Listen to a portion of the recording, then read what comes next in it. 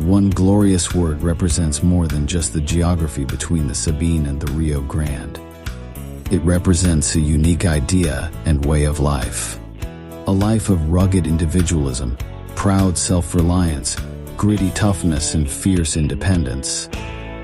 That is what made Texas, and that is what will save her again. Howdy, folks. Sam Houston here. I want to thank you for tuning into the Feed Bandit podcast. Feed Bandit is the Texas first outdoors brand built by rabid Texans, for rabid Texans, and all those who aim to be one someday. We unapologetically promote the ideals that shape our Texas pride and Texas first patriotism through our love of hunting, the outdoors, and the gear and apparel we create. Texas, above all else, preserve the tradition, protect the legacy. Check us out at feedbandit.com. And to repeat that great rallying cry from a former colleague of mine, liberty or death. Now, enough of my talking. Here are a couple of bandits that love Texas as much as I do. Enjoy.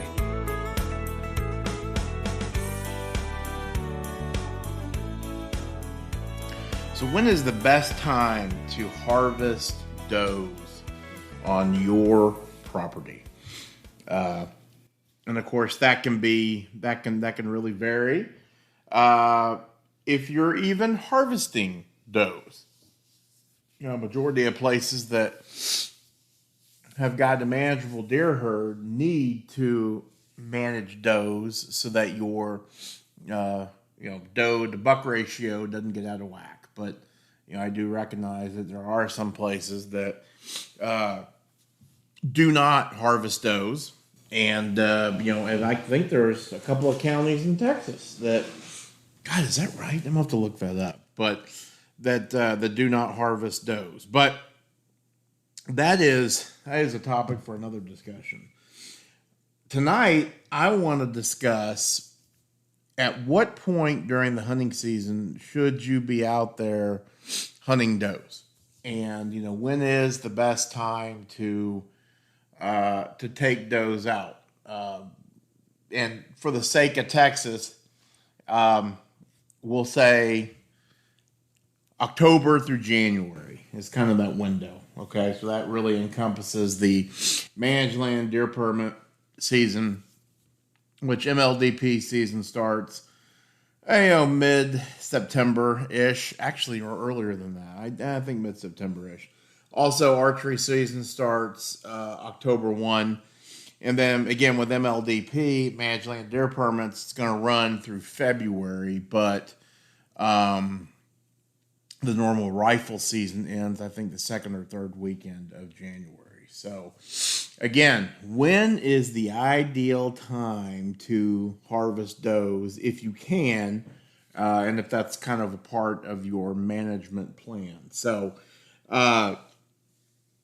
not a lot of really conflicting answers on this one. I think that the general synopsis or the general answer is, well, they say to do it early season. And they say to do it early season for two reasons. First and foremost, that would be because of the winter, the oncoming winter season. And kind of the thought behind that is that, if it's one less mouth to feed per se, right? One less mouth to feed. And, so obviously that's kind of more of a carrying capacity thing, right?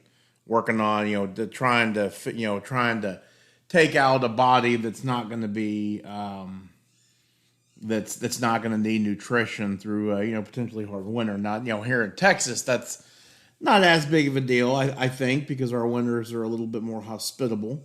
But Iowa or Ohio or those places where they get really, really cold weather, yeah, I definitely think that's a consideration.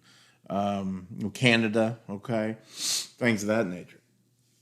The other consideration is breeding season.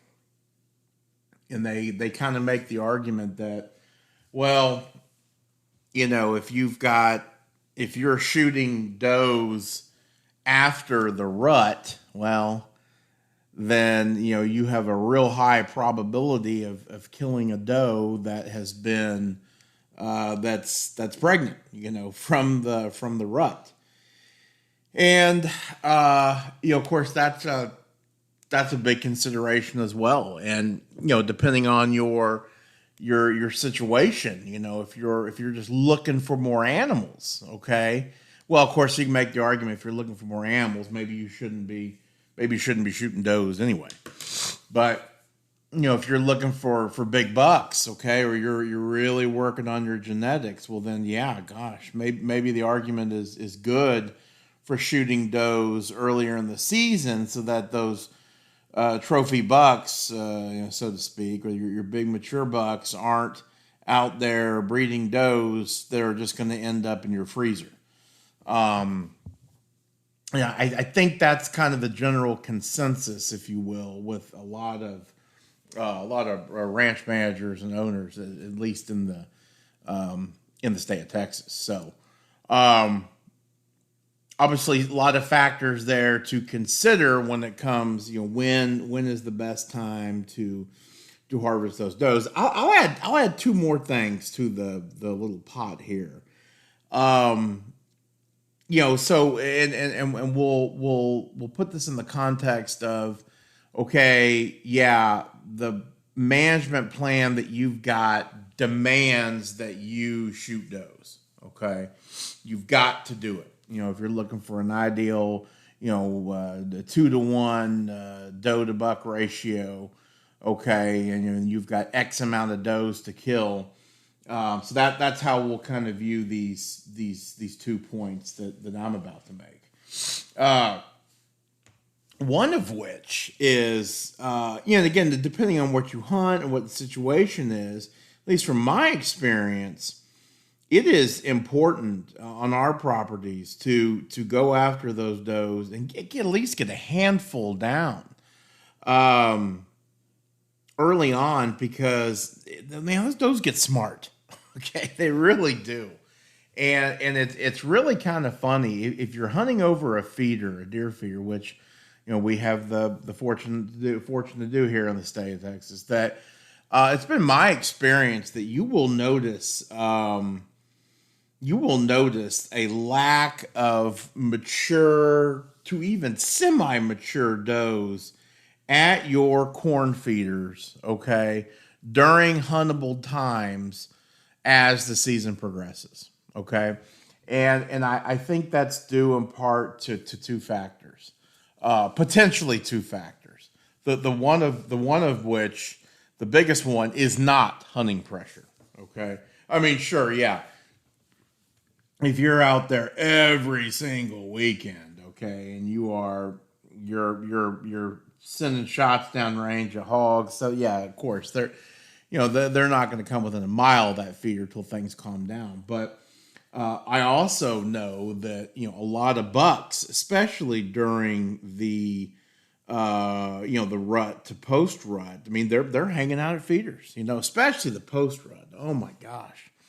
The post rut, hunting near a protein feeder and or a corn feeder is a phenomenal way of getting a shot on a good, in my opinion, a good mature animal that, now that the breeding season is over, that buck is looking to kind of recoup his body and his general health after he's run himself ragged and dropped 30 pounds chasing does.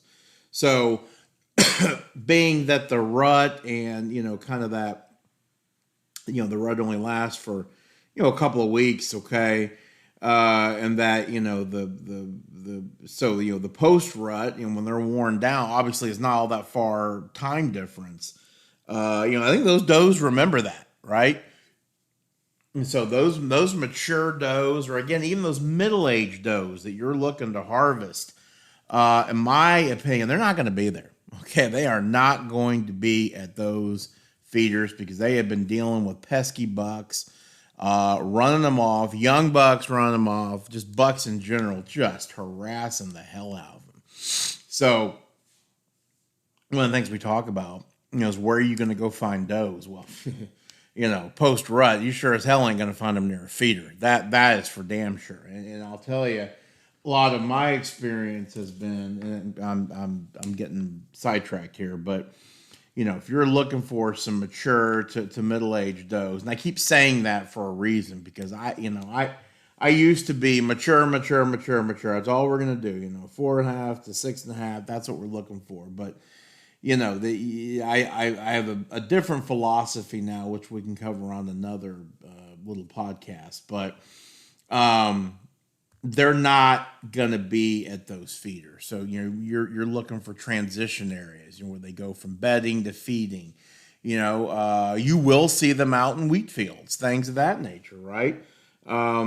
It's a crazy. Some of the best doe hunting we have done, especially during the middle of the season where the rut's going on, or it's about to happen, or it's pre-rut or post-rut, has been not over a feeder. It's catching those does in transition.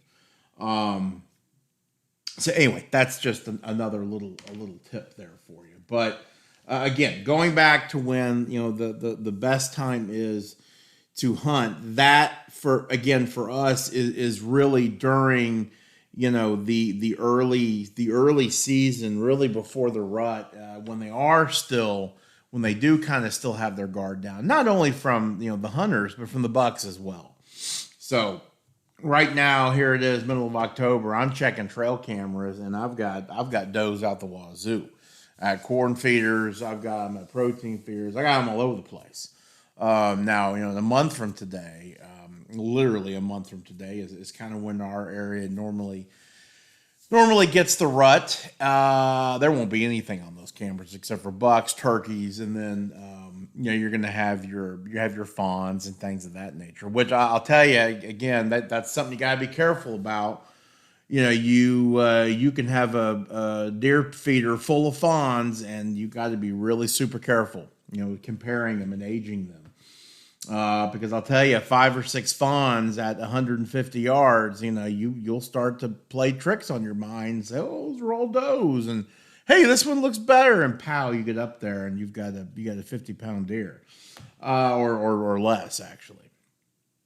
So that's kind of the one thing.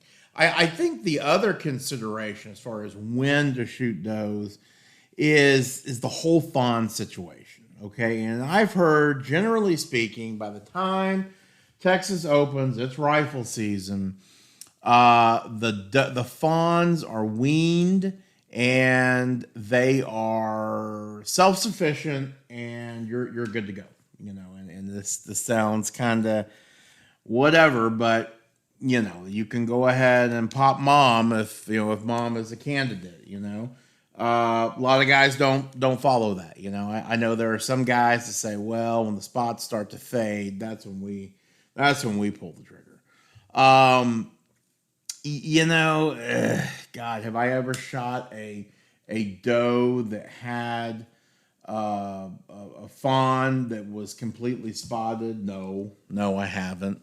But then again, I also haven't shot a doe, not shot many does in October. Okay, my schedule just doesn't afford me the time to get out there and do that. But I don't know that I can recall seeing a fawn nursing, during October. Okay, obviously if I saw something like that, or if it was just really, really, really small compared to mom, okay, yeah, that would give me pause, and I'd say, all right, well, let's not do this, right? But for us, generally speaking, a lot of the doe harvesting does come in November, and then mainly in November, but in December as well. And then I hate to say it, but it carries over to January too. We got to get those mouths. Of course, it's much more difficult than as we talked about. Now, that being said, also early season, without the hunting pressure, without the pressure of the bucks, it does afford you the opportunity to be more selective. And there are does that don't have fawns. I think it's rare. I think a majority of does are pregnant with twin fawns. Now, whether they have them or not is a different story. But there are some fawns have already wandered off for whatever reason. So obviously, if that is target animal and you don't see a fawn, hey, I think that's a perfect candidate. But I think it's important. I agree with the philosophy of getting the does down early for all the reasons that we have mentioned. Something else that nobody ever really talks about is the fact that, well, wouldn't it be kind of nice to get all get your meat out of the way? Get your meat out of the way, get all that taken care of so you can go out there and pursue if you're looking for a good trophy buck, a good management buck, something of that nature, right? So there's always that philosophy as well. So, it's funny. It's just not as cut and dry per se as, just go out there and pop a doe. Along with everything in life and with hunting in particular, there's as far as, as long as you got a management plan, you're just trying to, you got to make the best decision given your situation, given your property, and what you guys are trying to accomplish out there. So, hey, that was a short one, but I think it's important.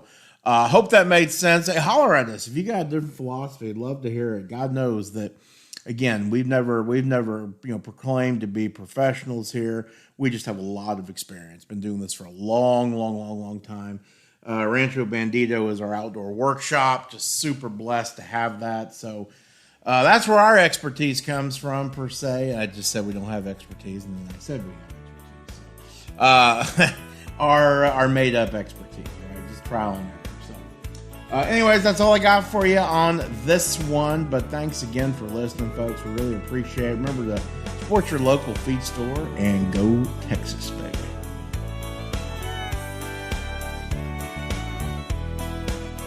Well, I hope the Bandits gave you an interesting episode that either entertained or educated you. Or better yet, both. Hell, I told them this podcasting thing looks harder to do than defeating Santa Anna. So if you would, please help them out by sharing it with all your like-minded friends to help the Bandits get the word out. And don't forget to check us out at feedbandit.com and grab some gear and apparel to support the cause of Texas.